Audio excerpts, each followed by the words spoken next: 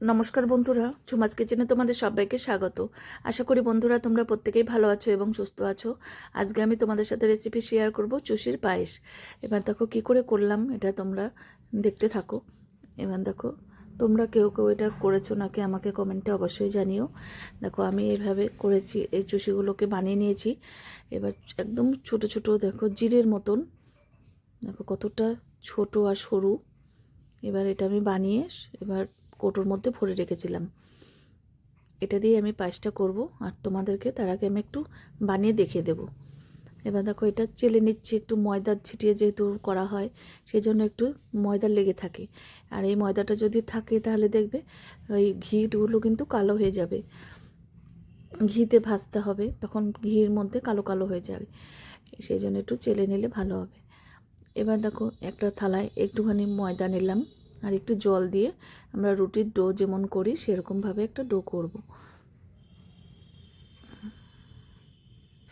একদম অল্প করেই করে তোমাদের দেখিয়ে দিচ্ছি।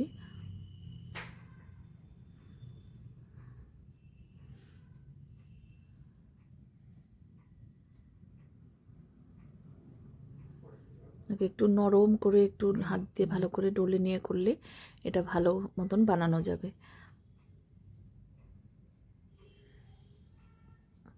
দেখো আমরা কিন্তু দোকানের সিমই কিন্তু অনেক সময় কিনে খেয়ে থাকি, কিন্তু ঘরে যদি এইভাবে করা যায় দেখবে এর টেস্টটা বেশি ভালো হয় ওই কেনাটার থেকে। এবার থালার মধ্যে একটু ময়দা ছিটে নিলাম, তাহলে একটার সাথে একটা লেগে যাবে না। এবার দেখো হাতের মধ্যে কতটুকু নিলাম, আঙ্গুলের মাথায় একটুখানি একদম জিরের মতন হবে, একটু হাত দিয়ে এরকম ডলা দিলেই এটা কিন্তু হয়ে যায়।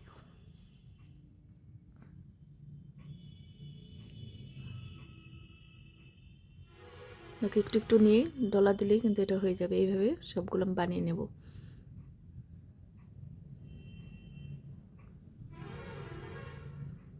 দেখো কতটা ছোট,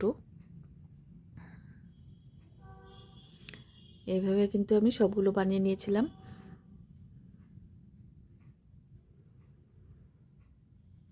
এবার এখানে 1.5 কিলো দুধ নিয়েছি। এবার দুধটাকে আগের থেকে একবার ফুটিয়ে নিয়েছিলাম, এবার আবারও একটু ঘন করে নেব।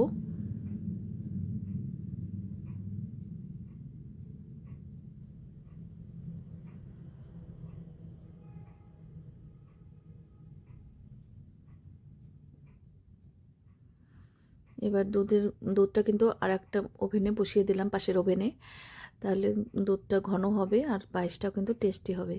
এবার অল্প কড়াইয়ের মধ্যে ঘি দিলাম, ঘিতে এবার কাজু দিয়ে দিলাম কিছুটা। কাজু আর কিশমিশটা কিন্তু একসাথে ভাজা যায় না, কিশমিশ তাহলে কালো হয়ে যায়, সেজন্য একটু পরে দেব। এবার কিশমিশ দিয়ে দিলাম।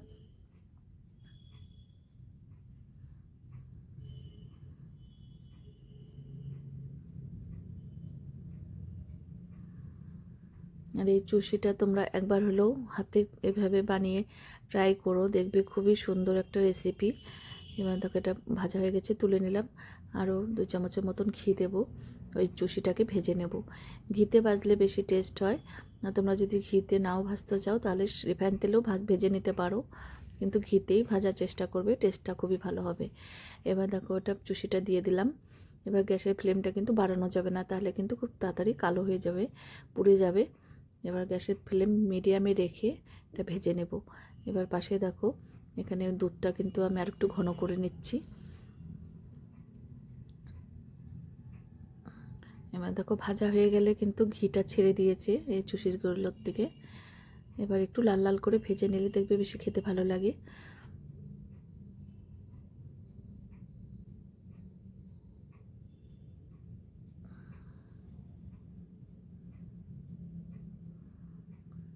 এবার ভাজা হয়ে গেছে, এবার দুধ দিয়ে দিলাম। কিছুটা দুধ রেখে দিলাম, পরে দেবো, এটা সেদ্ধ হতে দুধটা কিন্তু আরও শুকিয়ে যাবে।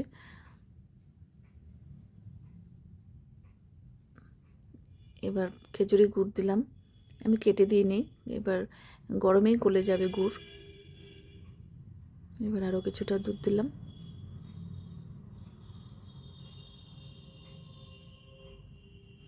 এবার কাজু কিশমিশ দিয়ে দিলাম।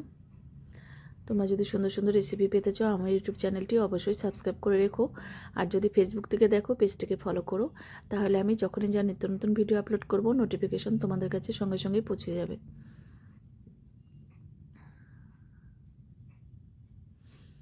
একটু দেখে নিচ্ছি হাত দিয়ে, আর একটু সেদ্ধ হবে।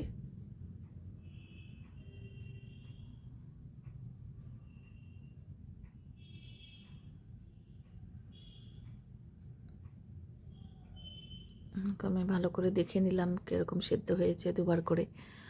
দেখো দুধটা কিন্তু অনেকটা ঘন হয়ে এসছে, সেদ্ধ হয়ে গেছে। এবার আরও কিছুটা দুধ দিলাম। একটু পাতলা পাতলা নামাতে হবে, নাহলে ঠান্ডা হলে কিন্তু এটা ঘন হয়ে যায়।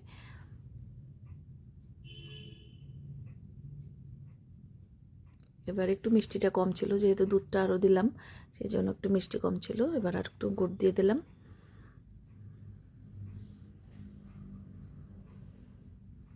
দেখো গুড় কিন্তু গলে গেছে।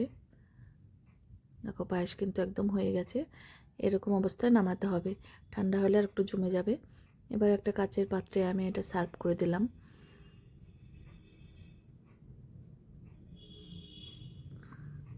ভীষণ টেস্টি একটা রেসিপি, তোমরা অবশ্যই একবার হলো ট্রাই করো।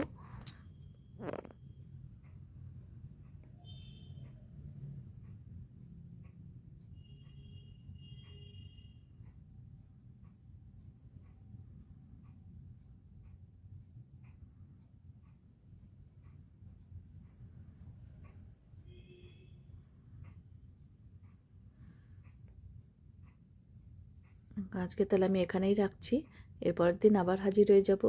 তোমরা সবাই সুস্থ থেকো, ভালো থেকো। টাটা বন্ধুরা।